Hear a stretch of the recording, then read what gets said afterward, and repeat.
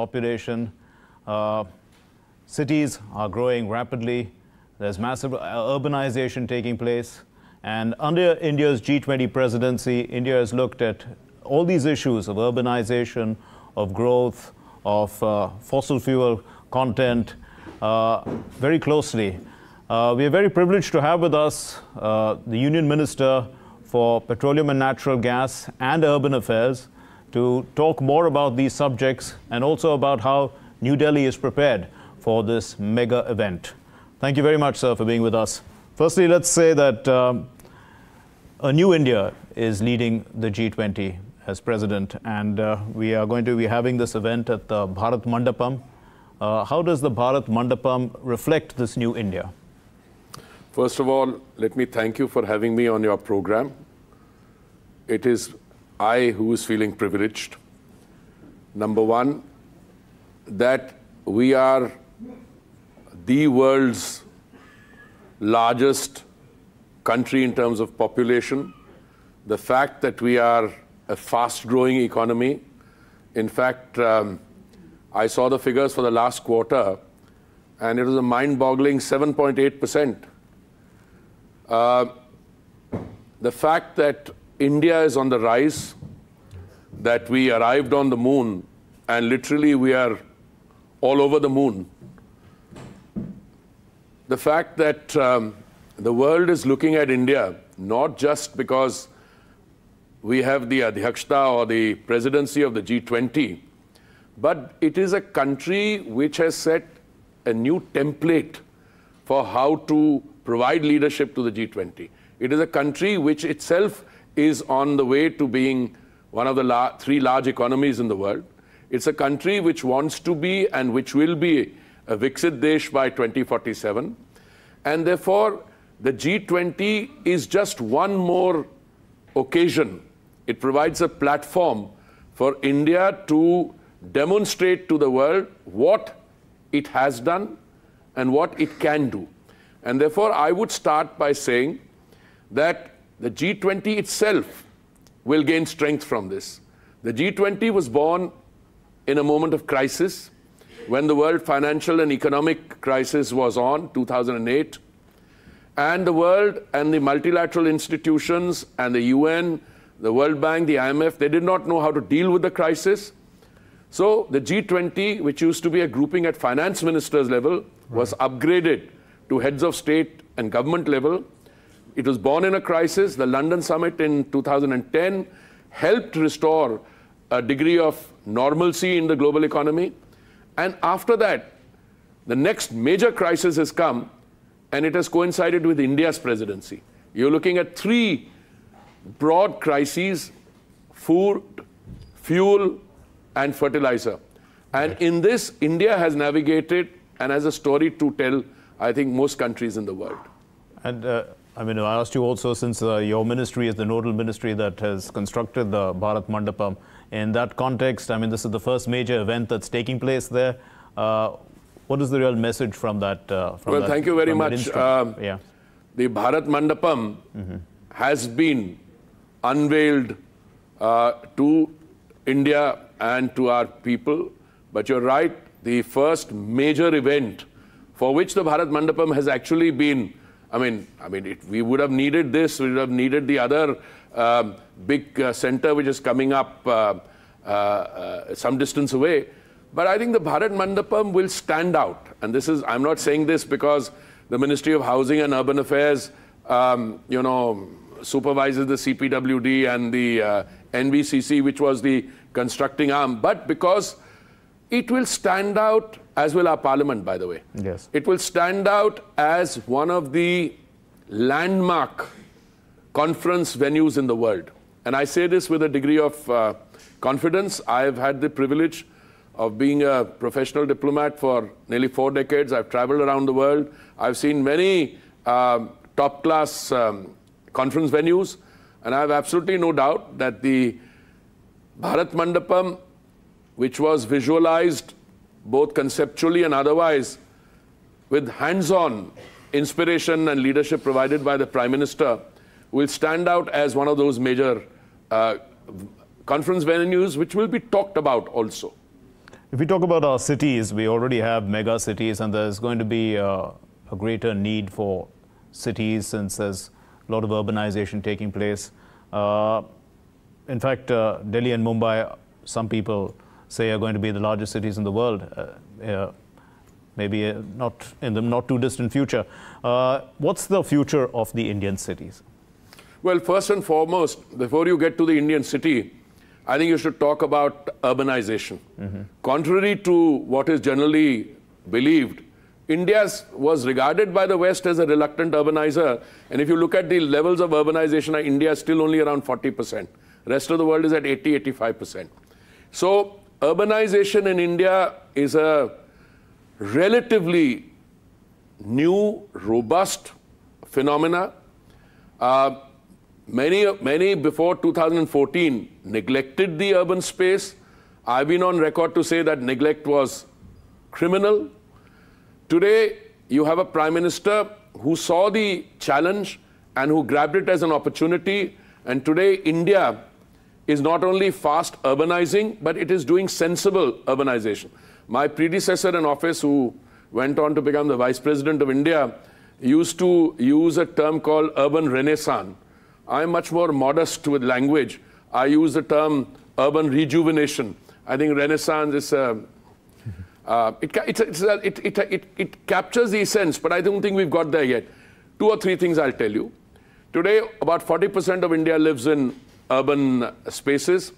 This will go up to 50% by the time we are in 2050. But even at 40% by 2030 or so, you're talking about 600 million people living in urban spaces. Now, for countries which don't have to face these kinds of numbers, this will appear mind-boggling. But please remember that our urbanization, including the demographic shifts from the rural to the tier 2, tier 3, tier 3, 2, and then to megapolises, Delhi and Mumbai, which you mentioned, I am not sure that they will be the world's largest cities, because I've lived in Tokyo, I've lived in some of the other cities. What I can tell you is the national capital region of Delhi, which Delhi is the core. And as Minister for Housing, I'm also chairman of the National Capital Region Planning Board. But I want to give you a statistic which would leave you and your viewers, hopefully impressed. This is a study by a group called McKinsey, which is well known, which had anticipated a few years ago that between the time they made this study, I think a few years ago, till 2030, India will be building something between 700 and 900 million square meters of urban space every year, which is the equivalent of a Chicago. Now, you say, my God, one Chicago every year. But if you look at what's happening around you, it's not difficult to point out to. Yes. You call Delhi one of the largest cities. I don't know what the population of Delhi is. Maybe your viewers will know. But the population has to be over 2 crores. Right. And if it is over 2 crores, that's 20 million. And it could also be 3 crores. Now, bulk of Delhi is being rebuilt. Why do I say this? You have the colonies were built in the 60s. They all need to be rebuilt. You have Jahan Jhuggi Wahi Makan. You've got land pooling.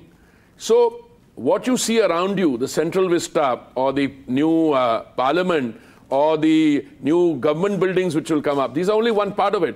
You'll have all the DDS colonies after a while being rebuilt. So there is a massive rebuilding effort. But what is important is that rebuilding effort is anchored in sustainable green technologies. So the Prime Minister announced an entire year to be the global housing technology green challenge for a whole year, based on which 53 cutting-edge green technologies were shortlisted, and we built 6 lighthouse projects providing for residential space for 1,000 people to be built in 1 year. So, and that must be clearly on the G20 agenda and the Urban 20 agenda. Well, if you look at the Urban 20, what it says, I mean, I have the Urban 20 declaration. I had a feeling that you would ask about it, so I brought it along. The Urban 20 communique, it's very interesting. It talks of localize global sustainability agendas, create a framework for sustainable and just transition that leaves no one behind, enable whole of society behavioral change towards environmentally responsible practice. All your schemes are that. Sure. I mean, for instance... What about disaster resilient infrastructure? No, I'm coming to that. Sure. I'm coming. Disaster, mainstream. I'm sorry, I may have been water. Right. Waste management. Yes. Like, to give you an example. I mean, Absolutely. I'm just picking and choosing. I'll be asking you questions regarding that. I'm picking and choosing. Let me tell you, in 2014, the total amount of waste we produced in the country, based on statistics and data which the states have given us, we were reprocessing only about 15 to 17%. 17% is what they claim, but I don't want to be misunderstood. There's a little bit of padding when the states have to, write their own report cards. So if 17, 18%, I put a discounter by 1 or 2%, it's 15, 16%. Today, my friend, we are reprocessing over 76%. Right. That gives you an idea. Then water. And because, I'm so happy this resonates with my young friends, because you were not reprocessing the waste, what were you getting? You were getting these legacy dump sites going up. So now you're doing remediation, you're bringing those down, you're converting that waste to wealth. Absolutely. As one point. Sure. But more than that, water. Today you take water to every tap in the country. Urban, rural, everywhere. Now that's a very major improvement. But I'll give you another one. It's a very interesting statistic. You know, in the year 2014, I'm sorry I'm jumping a little, but just to characterize it, 45% of our homes in the country were still resorting to coal, wet wood, and kerosene as a cooking medium. So only 55% homes had, gas cylinders. Today, that figure has gone up from 14 crores to 33 crores. Plus, we've added something like 23,000 kilometers of pipeline for pipe gas to come in. So what happened? You did not reprocess your waste. You only reprocessed 15, 16%. You did not have water in your households, in your taps.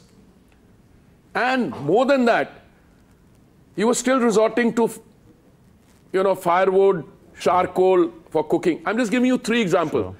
That is a fundamental change. Today you're talking about garbage-free cities. You're talking about 100% segregation at the point of production of the waste. Now 100% household, no matter how much of waste you produce, you segregate it into wet waste for compost and dry waste, which is processed by and large. So clearly the government is working on lifestyle for the environment, life, as the Prime Minister says. But is this part of your Urban 20 communique as well? What is that behavioral change, what is needed for people to change their behavior from the people's point of view? First and foremost, I think that behavioral change was most evident when you did the Swachhta campaign. Yes. I mean, the Swachhta campaign was a project of the government. It became a Jan Andolan. It became a project of the people. So today, when you do a Swachhta Sarvekshan throughout the country, small, big towns, cantonment areas, no matter where, there is a sense of pride. People call me and tell me that, this is not fair. I think we should have got more marks for this. So I said, it's a citizen consultation and Janta decides where you're going. But today, I can say with confidence that the level of Swachhta that has crept in, don't measure it by the number of toilets we build. That's also important. I had to build, I think, about 65 lakh community and public toilets. We've done 110 or 120% of that. We had to build several individual household toilets. We've done way beyond that. Now, we have another interesting phenomena. Even if it's not government land, people have private land, they expect us to build toilets there also. I mean, it's a complete change in that. Right. But more than that, today you have an app where if you go somewhere and you find kachra, all you have to do is upload it, send it. Not only will somebody be taken to task for not having attended to it, but you'll get a compliance report very soon. And by the way, it's 6 years, I think, day before yesterday, that I completed In the Ministry of Urban Affairs. In Housing and Urban Affairs. I used to be asked, what's happening here, what's happening? Nobody asks those questions anymore. They're now going to the second level. Swachh Bharat Mission Rev 2, 2.0, and Amrut. What was Amrut? 500 cities with a population of over 1 lakh. They were to be provided water tap connections, sewage disposal, all those things. Between Swachh Bharat Mission 2.0 and Amrut 2.0, you know, the government in the revised schemes has provided for provisioning of 4,71,000 crores to be spent. So the government is both acting as provider, incentivizer, and it's all the more remarkable when you consider the fact that land is a state subject. Right. So Pradhan Mantri Awas Yojana, sewage treatment, reprocessing, all these schemes, smart cities, right, all of them are doing because the government steps in with an incentive and the states are co-opted in a spirit of cooperative federalism. So you talk about incentives. The U20 talks about disincentivizing the use of fossil fuels. That's another hat that you're wearing as the Minister for Petroleum and Natural Gas. So what's the right balance, considering that India is the fastest growing large economy of the world and we need energy, we are dependent on fossil fuels. What's the right balance that you think we can I'll give you my sense, and I must tell you, very often I'm asked this question thinking that because I also am Minister for Housing and I'm Minister for Petroleum, that there's an inconsistency. There's no inconsistency. I'll tell you why. Let's start with the basics. How many people do you think that go to the petrol pump every day to fill up? Two-wheelers, three-wheelers, something like 60 lakhs? 6 crores, sorry, 6 crore people. My dear friends, 6 crore, if you look at population size of countries, many countries don't have that kind of population. So 6 crore people go to fill up. What is our consumption of crude oil per day, which we import or produce? 5 million barrels a day. 5 million barrels, and because the economy is firing off all 6 cylinders, this 5 million will become 6 million, will become 6.5 million. In fact, they are saying that our crude oil consumption will double by the year 35, 40, I don't know, depends on how fast you grow. Now we are growing pretty fast. Yes, 7.8. So what's happened? During this crisis, we had to face 3 issues. We still do. What I call the trilemma. Okay. Availability. At no time in the last few years was there even a slight shortage of any form of energy. I mean, petrol, diesel, gas, anywhere. Even during the torrential rains, the area of the Northeast, my colleagues in the oil marketing companies were taking gas cylinders on their shoulders and delivering them through the floods. Affordability. World prices were on fire. In the neighborhood, they went up 70, 80%, petrol and diesel prices. In the US, they went up by 30, 40%. Elsewhere, India, the petrol price was not only not increased, came down by 5%. Diesel price by 0.67%. How did we do it? We reduced the central excise, the Honorable Prime Minister did on 2 occasions. BJP's ruled states brought down their VAT. So today when anybody talks of prices, I said, वो जो non-BJP states हैं, उनको कहिए वो भी थोड़ा कम करें. Then gas. We brought down, we were giving Ujjwala consumers 3 free cylinders during the pandemic. They're getting 200 rupees per cylinder as a subsidy. We brought it down for 200 rupees for everyone else. But the more important thing is sustainability, availability, affordability. You know, our sustainability journey has just got accelerated. It's very interesting.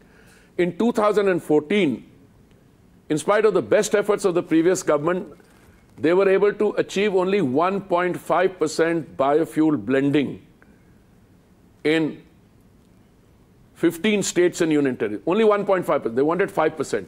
Okay. Mr. Modi inherited, the Honorable Prime Minister inherited a figure of 1.5%, set himself a target of 10% blending by November 22. We did that 10% 5 months before time.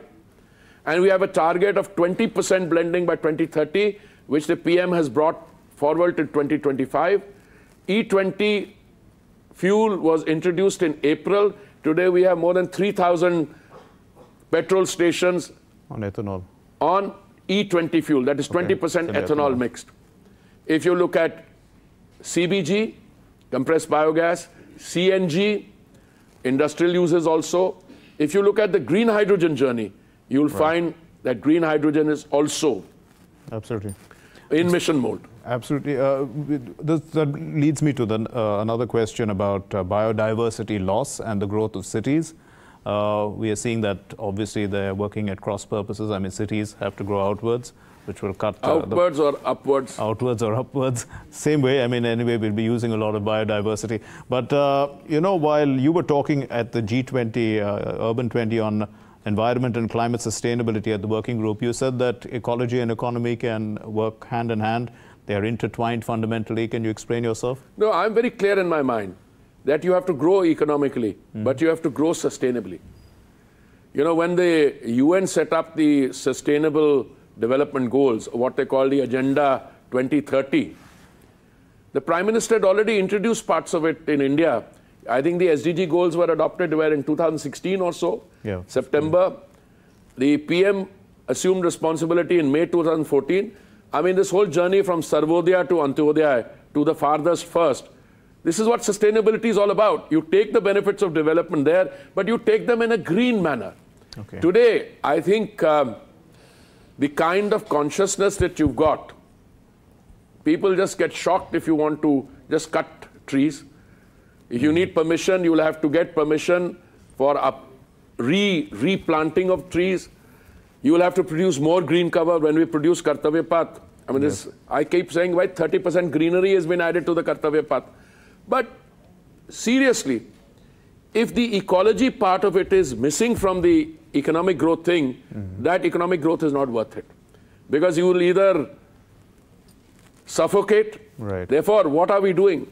Our ethanol plant, 2G, which is second generation, which came up in Panipat some time ago, is making ethanol from agricultural waste or parali. Instead of people burning parali and suffocating you and me sitting in Delhi, we make ethanol out of it. And I believe we've got 5 such 2G plants in the process of being constructed. So what is the capacity that we have actually to produce from waste wealth? It's going up. See, I'll tell you what. It should be very high indeed, isn't it? It should be, but you need to do some very simple things that you need to aggregate. For instance, people have just become conscious. Just when the Swachhta campaign started, a lot of people said, हमने कहा भाई वो कचरा पड़ा हम इसको ले जाते हैं नहीं ना आप तो कचरे से you'll make wealth हमें भी दीजिए. So people started charging for the kachra to be removed. It's an ironical situation. So today when we started the first second generation ethanol plant from agricultural waste, I had to speak to the Chief Minister. I think we had to set up an ecosystem, and I think the Honorable Chief Minister provided a 1,000 rupees per kilogram per ton payment so that people would agree and that agricultural waste could be aggregated and used. So we'll have to find local solutions, but they are being found. Let me give you a rough count. To do 20% blending, which was a 2030 target, which we are now going to do by 2025, we need 1,000 crore liters of ethanol. I'm very happy to tell you that we've already reached about 550, 600 crore liters. If you add biodiesel to that, you get another 100 crore liters. It's very interesting. In India, the sustainability journey also helps other parts of the economy. We have diversified the feed. Now it's not just from sugar cane, it's also from makkah, from maize, it's also from agricultural waste. The third generation plants also have from gases and so on. So, to what extent are public-private partnerships part of the model that the government has adopted in urban planning and development? Well, I'll tell you, I can give you some figures straight away. You can't have Swachhta as a government campaign. Every private person is involved. But if you look at the Smart Cities project, if I remember correctly, the total value of the projects is about 2,05,000 crores. And I think public-private partnerships about 47,000 crores. But if you look at fuel, it's all public-private. Both literally in terms of public sector, the oil marketing companies, and private sector, which is Reliance and the others. But more than that, now individuals are coming forward to set up ethanol plants, to set up CBG, etc. So it's a public-private partnership on a very large scale. To what extent, are we likely to see greater South-South cooperation in the energy sector? See, I think it's very wrong to look at energy as a equation between producers and consumers. I think it's wrong for a variety of reasons. Because I think the issue really here is something else. The issue is, if you move from fossil fuels to a transition, the equations change. If India can be a success story in ethanol, whether you make it from maize or you make it from agricultural waste or you make it from gases, I don't see why other developing countries can't be. I was recently at a conference, I think in Goa, when we had a visiting minister from Africa, and she said that they're having a climate summit meeting, I think in September, or already probably is taken place or will take place. And she requested an Indian delegation to go there. So we sent a delegation comprising our industry, private sector, and some of our OMCs to share our experience. And I was happy to find that many of these private sector companies are already operating there. So the Indian experience is, I think, a more than relevant experience for countries of the global south, because they're at the same stage of economic development or they face developmental challenges. All right, India has grown very fast in the last few years, but the developmental challenges remain. What we are able to do in energy, whether it's biogas or what you are able to do in other allied energy areas, many of those countries would be happy to know. By the way, it's not just here. Your your process of digital payments. What we crossed 10 billion figure last month. There were cynics in the previous government who'd say, you don't have electricity, you don't do that, I'm having some fun at their expense. But I think that the Indian experience overall makes a very good story for replication and enhancement at the global south level. We'll open the floor to questions at this point in time. Please raise your hands, whoever's asking a question. So what's your opinion of one family, one child? One family, one child is not technically one family, one child. The debate is about something else. Whether you want to, either through legislation or through government executive order, tell people that they can't have large families. And the minute you go into that debate, and you're from the Delhi School of Economics, I used to study in an institution right next to it. Look, this debate should not be aimed at communities, but it does get aimed at communities. Because some communities have population levels which are falling, and some the population levels are going up. So I don't want to get involved in that debate. But I think for you to ensure in today's competitive world that your child gets the best of education and other care, a small family norm, which is the Indian norm, by the way. Can we just intensify our Jan Bhagidari, that is people movement, so that we can go forward with solar energy and cleaner modes of energy? The simple answer is yes. That's exactly what we are trying to do. Because these kinds of paradigmatic shifts and transformational changes come only when people who are the stakeholders in the ecosystem also collaborate. And I see enough collaboration on every front. Maybe you need to accelerate it in one or two areas, but that's it. I think we're doing it. Any other question? Yeah, go ahead, please. What's the public policy on red brick as a construction material? Which one? Red bricks as a construction material. Is there a public policy on it? I'm not aware of a public policy, but what I can tell you is, by and large, we are moving to all over, to more ecologically friendly materials. So what I will happily do to you is that, these 53 technologies which we shortlisted, these 6 lighthouse projects we are doing, they're all made out of green technologies, sir. Now, look, it's a phenomenal exercise. When will fly ash and other things, etc., come and go, etc.? That's movement. But the policy, I wouldn't call it a policy announcement, that the trend is very clear. The private sector, wherever it's building, the well-to-do companies, they're all using green technologies. How Now, for instance, even when you come to fuels, there's no easy answer. There are some people in the world who are describing gas as a fossil fuel. Yeah, fossil fuel compared to what? To charcoal. And on the other hand, when you talk about an electric vehicle, they say, no, this is not pure green because the grid is still grey. So it's a very interesting discussion. I think it's all moving in that direction. And I'm very convinced within a few years, the kind of emphasis and premium that you will place on green building technologies will be of a very high order. Right. We'll wind up this session right here. A final question to you, Minister. You know, New Delhi is all spruced up, looking great. From the urban point of view, as a city, how prepared are we for all these delegates to come down, and what do you expect from the city going forward? Let me preface what I'm going to say is, there are a lot of people around who will take the credit for keeping it clean, you know, and green, and etc. I don't want to get into that debate, but I'm 100% confident that with the kind of arrangements that have been put in place by the Honorable Prime Minister and all the authorities involved, we are not only ready, prepared, but it will be a very successful gathering of world leaders. And then, of course, I'm quite sure, as you are, we will maintain the city at the same level of cleanliness and splendor after the event is over. We'll all have to put in an effort also. Yes. Thank you very much. Thank you. Minister Hardeep Puri, Minister for Petroleum and Natural Gas and Urban Affairs. Thanks very much.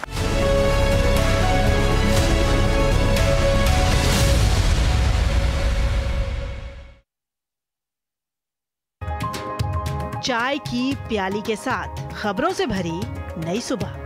देश की राजनीति, आम जन की कहानी, विदेशों की हलचल, कारोबार का गुणा भाग, खेल का मैदान, मनोरंजन और ज्ञान विज्ञान, विरासत और संस्कृति के साथ सेहत की बात,